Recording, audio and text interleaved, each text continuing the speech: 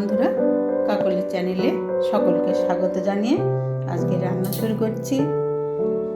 আজকে রান্না করছি রুই মাছ, পুকুরের রুই মাছ। একটা 800 ওজনের রুই মাছ আমি পরিষ্কার করে আঁশ ছাড়িয়ে ধুয়ে নিয়েছি। এবার আমি মাছে একটু পরিমাণ মতো লবণ দিয়ে দিলাম, হলুদ গুঁড়ো দিয়ে দিলাম, আর একটু সরষের তেল দিয়ে নিচ্ছি যাতে মাছ ভাজতে গিয়ে তেল ছিটকানোর ভয় না থাকে। এবারে মাছগুলোতে খুব ভালোভাবে লবণ, হলুদ আর সরষের তেল ভালোভাবে মাখিয়ে নেব।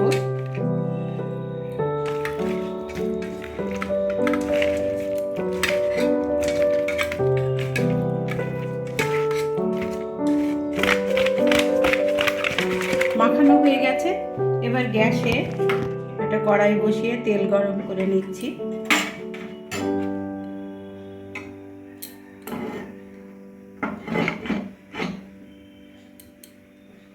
তেল গরম হয়ে এসছে, এবার আমি মাছগুলো ভেজে নেব।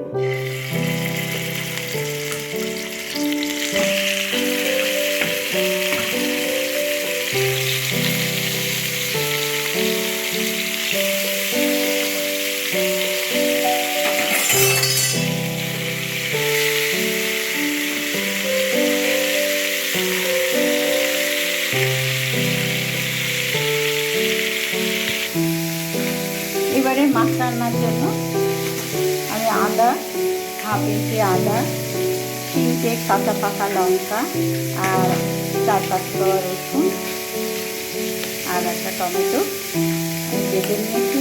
আর এখানে গুঁড়ো মশলা আছে হাফ চামচ জিরে, হাফ চামচ ধনে গুঁড়ো, জিরে গুঁড়ো, হলুদ গুঁড়ো আর লবণ আছে পরিমাণ মতো, একসঙ্গে আমি মিশিয়ে রেখেছি। এবার মাছগুলো এক পিঠ ভাজা হয়ে গেছে, আমি অপর পিঠ উল্টে দিচ্ছি।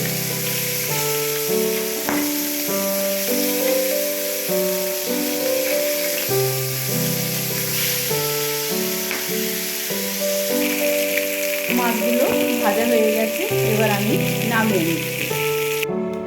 এই দেখুন মাছগুলো লাল লাল করে ভেজে নিয়েছি। এবার কড়াইয়ে আর একটু সর্ষের তেল দিয়ে দিচ্ছি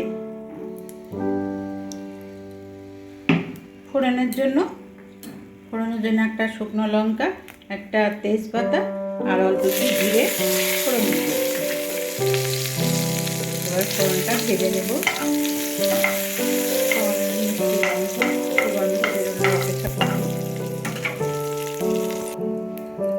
ফোড়ন ভাজা হয়ে গেছে, এবার বাটা মশলাটা দিয়ে দিলাম।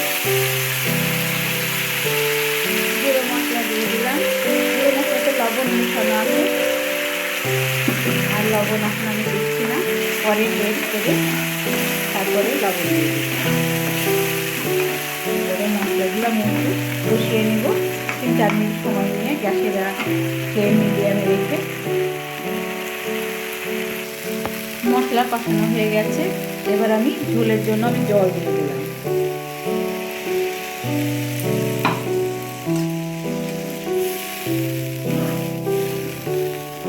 পুকুরের টাটকা মাছ বন্ধুরা, যে কোনো টাটকা মাছ রান্নার জন্য খুব বেশি মশলার প্রয়োজন হয় না।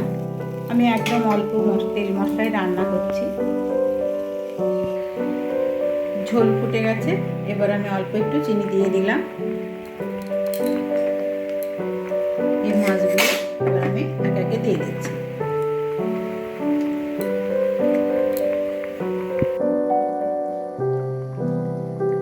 তৈরি হয়ে গেল রুই মাছের ঝোল। দুপুরে গরম ভাতের সঙ্গে খুব ভালো লাগবে বন্ধুরা। এবার আমি অল্প একটু সানরাইজ শাহি গরম মশলা একটু উপর থেকে দিয়ে দিলাম। ঝোলের স্বাদ বাড়িয়ে দেবে। যদি ভালো লাগে আমার রান্নাটি, তবে চ্যানেলটিকে সাবস্ক্রাইব করবেন, একটি লাইক দিতে ভুলবেন না। অবশ্যই একটি লাইক দেবেন যদি ভালো লাগে। সবাই ভালো থাকবেন, সুস্থ থাকবেন।